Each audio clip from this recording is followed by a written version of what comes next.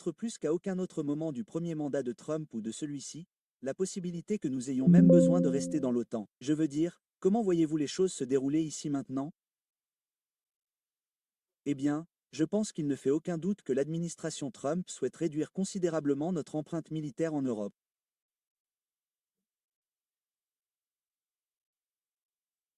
Et elle veut transférer le fardeau de la gestion de l'Ukraine sur les épaules des Européens et, plus généralement, elle veut que les Européens assurent leur propre sécurité. Les pays européens, c'est-à-dire, et je pense que c'est le moindre de leurs objectifs. Je pense qu'un certain nombre d'entre eux, et j'imagine que c'est Trump, voudraient mettre fin à l'OTAN et quitter complètement l'Europe. Ce serait politiquement très difficile de le faire à ce stade. Mais je pense que si Trump avait ses frères, c'est ce qu'il aimerait faire. Maintenant, pensez-vous que Trump a le désir et l'intention de sortir les États-Unis de l'OTAN ou de la modifier substantiellement d'une manière significative?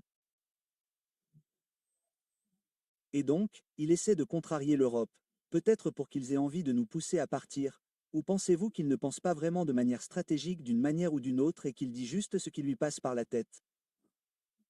Eh bien, il dit souvent tout ce qui lui passe par la tête et c'est ce qui rend très difficile de comprendre ce qu'il pense vraiment sur certaines questions.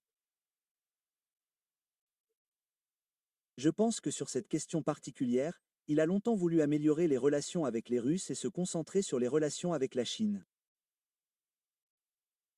C'était son objectif pendant son premier mandat. Il voulait abandonner l'engagement et développer une politique d'endiguement envers la Chine. Et en même temps, il voulait grandement améliorer les relations des Russes avec les Russes. Mais comme vous vous en souvenez, ce qui s'est passé, c'est que le Russiagate a fait obstacle et il était presque impossible pour Trump d'améliorer les relations avec Moscou. Puis il est revenu au pouvoir cette fois-ci et bien sûr il a continué à se concentrer sur le confinement de la Chine d'une part mais maintenant ce qu'il veut faire pendant son second mandat c'est ce qu'il n'a pas fait pendant le premier c'est-à-dire améliorer les relations avec la Russie et mettre fin à la guerre en Ukraine mais bien sûr cela signifie qu'il se heurte de front, à la résistance, des Européens, et son point de vue, fondamentalement, point point point.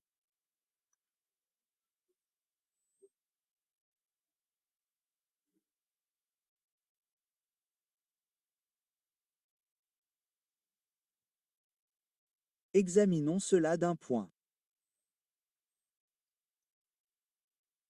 de vue européen, car il ne fait aucun doute que nous ne sommes plus en 1991.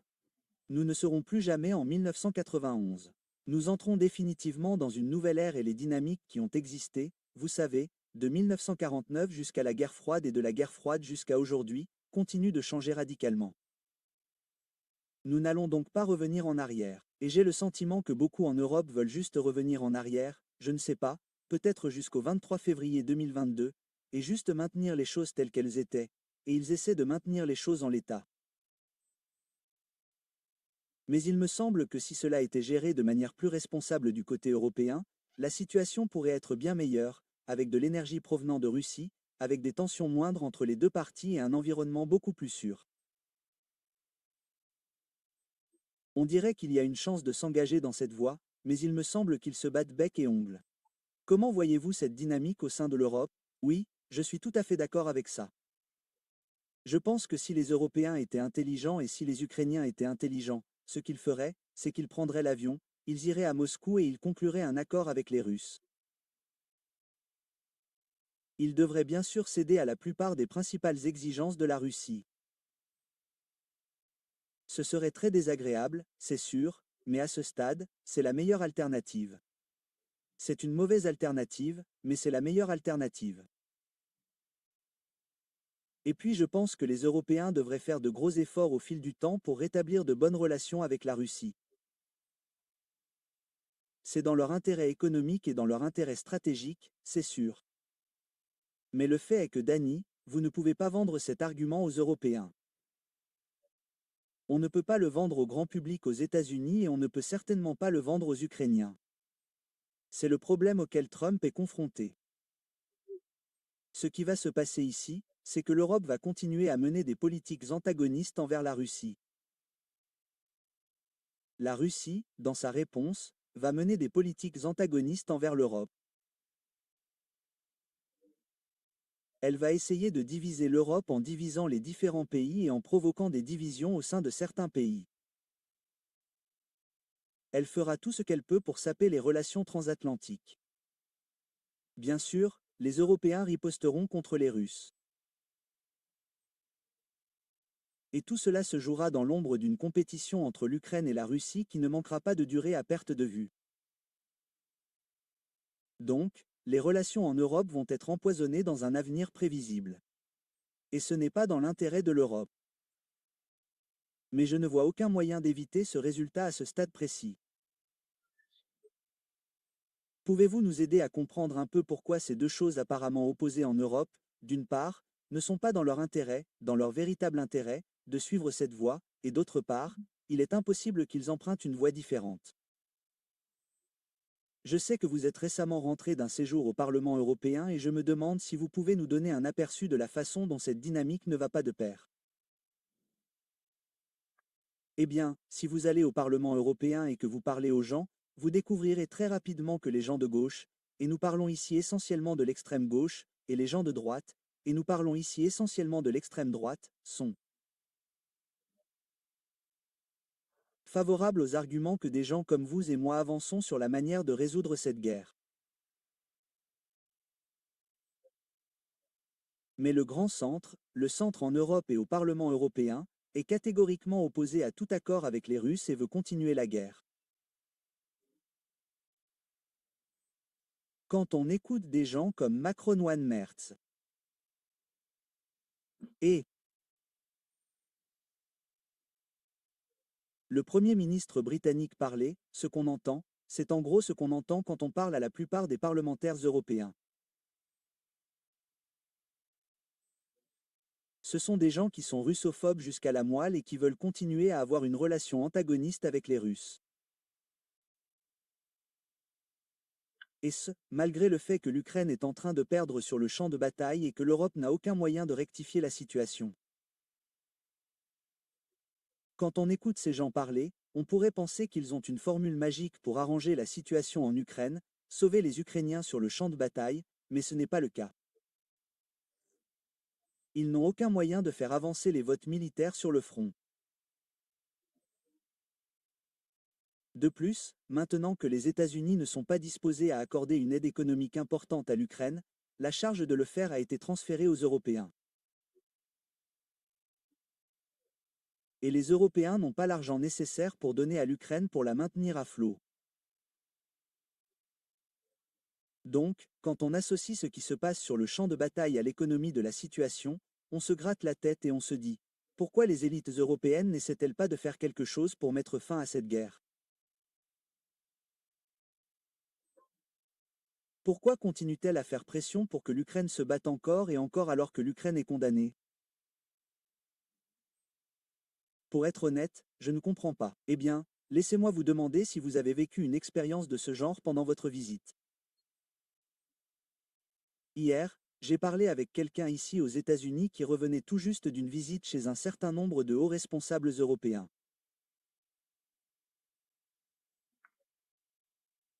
Et le sujet qui a été abordé dans ma conversation avec cet homme concernant son point de vue sur la guerre, je lui ai demandé comment il pouvait continuer à soutenir quelque chose que ni l'Europe ni l'Ukraine ne peuvent gagner, et comment il soutenait donc une position dont il savait qu'elle allait échouer. Pourquoi s'engagerait-il sur une voie qui, ils le savent, allait se terminer par un désastre? Et il a répondu qu'en fait, il ne le ferait pas. Il a dit que beaucoup de gens avec qui il a parlé, je pense en fait que non, avec juste un peu plus de temps, nous pouvons réellement renverser la situation, même s'ils n'ont aucune idée de la manière dont cela fonctionnerait réellement, mais ils ont juste cet espoir, cette recherche d'une situation miraculeuse, mais ce sont en fait des gens d'élite qui semblent emprunter cette voie.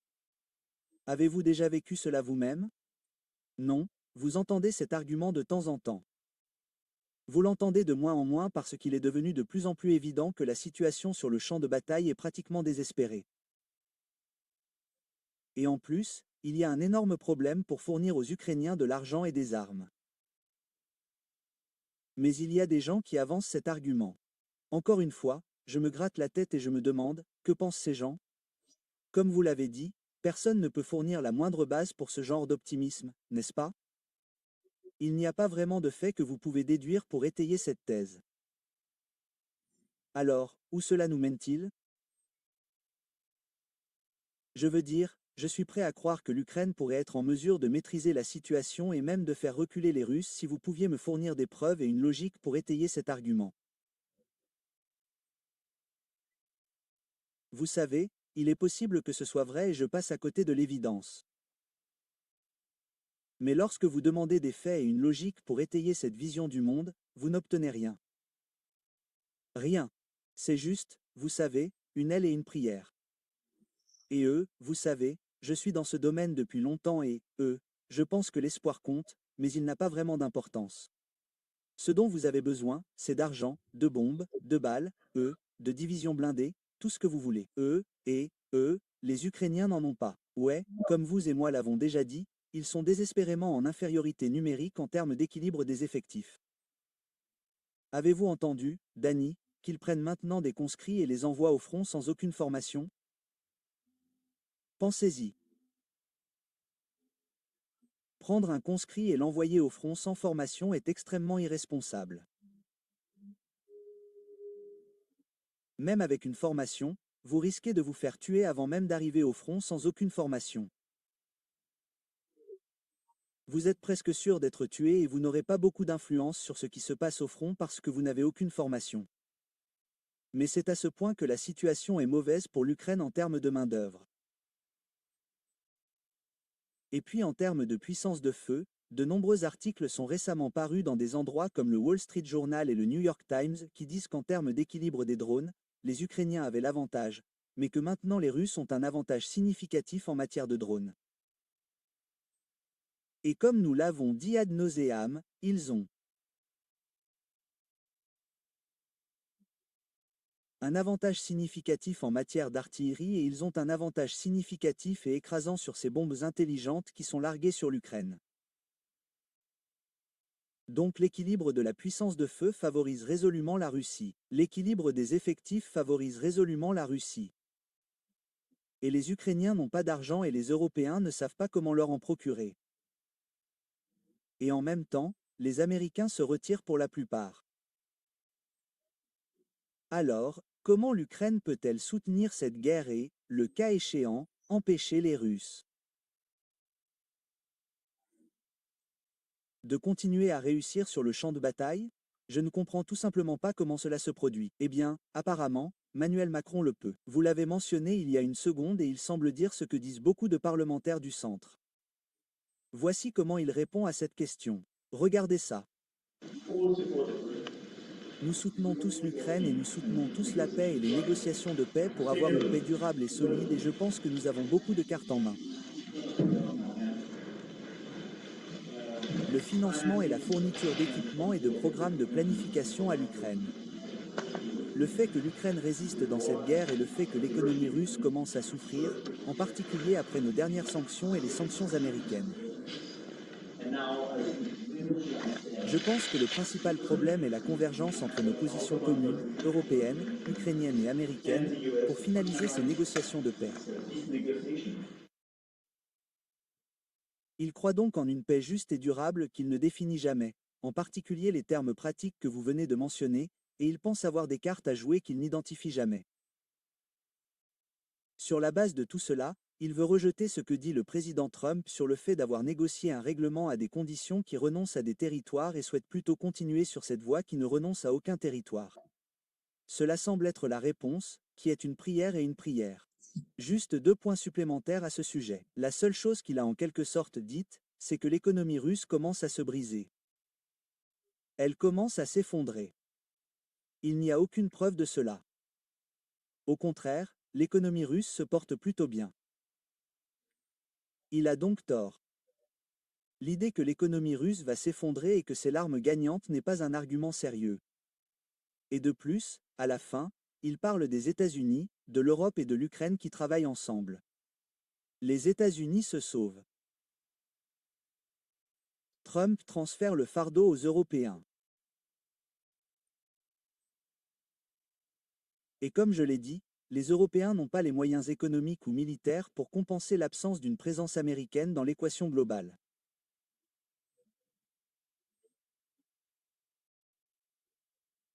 Comme vous le savez, Dany, les Américains, les Européens et les Ukrainiens réunis, ces trois acteurs réunis ne pourraient pas vaincre les Russes. Et voilà que Trump arrive. Et Trump veut éliminer les Américains de l'équation autant que possible. Il ne veut pas dépenser plus d'argent pour l'Ukraine. Et il est prêt à envoyer des armes, mais seulement si les Européens achètent ces armes et les expédient en Ukraine. Donc les Américains sont en gros exclus de l'équation. Comment les Européens peuvent-ils compenser cela? La réponse est qu'ils ne le peuvent pas. Tous ces pays européens sont dans une situation économique pire aujourd'hui qu'ils ne l'étaient en 2022 lorsque cette guerre a commencé. Les économies allemandes, françaises et britanniques sont toutes en grave difficulté. Les économies françaises et britanniques ont de graves problèmes d'endettement.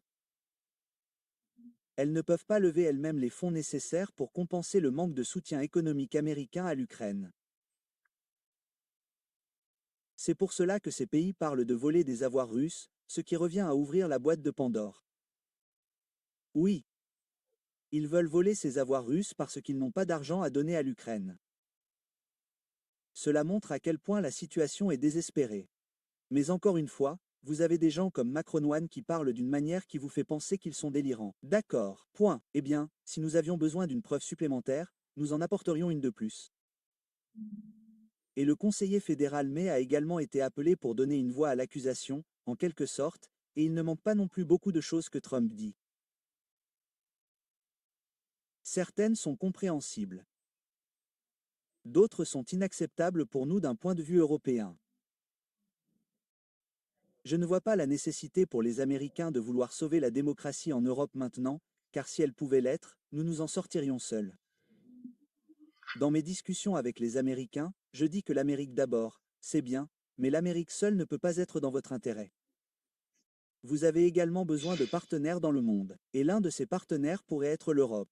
Et si vous ne pouvez rien faire avec l'Europe, alors faites au moins de l'Allemagne votre partenaire. Je ne sais pas, c'est un peu drôle que vous fassiez la leçon aux États-Unis en leur disant qu'ils ne peuvent pas faire cavalier seuls, mais qu'il faut qu'ils s'associent à l'Europe. Je ne sais pas, peut-être que l'Allemagne le fait. Mais en même temps, il dit à Trump qu'il ne fera pas ce qu'il veut faire. Donc, encore une fois, je dois vous demander, que ce soit Metz ou Starmer, quel est votre plan? Si vous rejetez Trump, qu'allez-vous faire? Comment allez-vous continuer à mener cette guerre jusqu'à 26? Je ne sais pas comment ils vont s'y prendre. Ce qui se passe ici, c'est que, vous savez, ils parlent d'un partenariat, mais les Américains et ici nous parlons principalement de l'administration Trump et en fait du président Trump lui-même, mais le président Trump et ses homologues européens sont fondamentalement en guerre les uns contre les autres. Je veux dire, ce n'est pas une guerre militaire, mais c'est une guerre des mots. Une guerre de mots. Trump, soyons honnêtes, le mépris de Trump pour les Européens en général et pour les dirigeants européens ne connaît aucune limite. Il dit des choses sur les élites européennes qu'aucun de ses prédécesseurs n'aurait jamais dites. C'est vraiment assez remarquable. Il les déteste. Et bien sûr, il le déteste aussi. Et on ne peut pas leur en vouloir. Si vous êtes un dirigeant européen et que vous écoutez Trump parler, vous allez vous mettre très en colère et vous allez vouloir dire du mal de lui comme il dit du mal de vous. Donc, vous avez une sorte d'escalade rhétorique entre les deux camps qui ne montre aucun signe de fin. Et au fait, Dany, pour aller plus loin, à un moment donné, comme vous et moi le savons tous les deux, la guerre en Ukraine va être perdue et ce sera une défaite dévastatrice pour l'OTAN. Cela arrivera à un moment donné. Et puis le jeu des reproches va commencer, n'est-ce pas?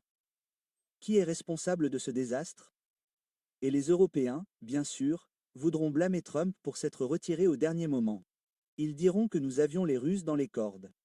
Ils ne s'en sortaient pas bien sur le champ de bataille. Leur économie s'effondrait et Donald Trump s'est retiré. Il nous a abandonnés et c'est pour cela que nous avons perdu. Trump, bien sûr, fait tout son possible pour ne pas se retirer complètement parce qu'il veut être en mesure de dire, premièrement, que c'était la guerre de Joe Biden, pas la mienne. Et deuxièmement, il est tout à fait normal que les Européens aient joué le rôle principal. Mais je veux que vous compreniez que j'ai soutenu les Européens et que j'étais prêt à leur donner toutes les armes qu'ils voulaient. Et puis il a toutes sortes d'autres histoires à raconter, comme toute la question des sanctions secondaires. Vous vous souvenez des sanctions secondaires lorsque nous allons sanctionner les Russes en imposant des sanctions à l'Inde et à la Chine?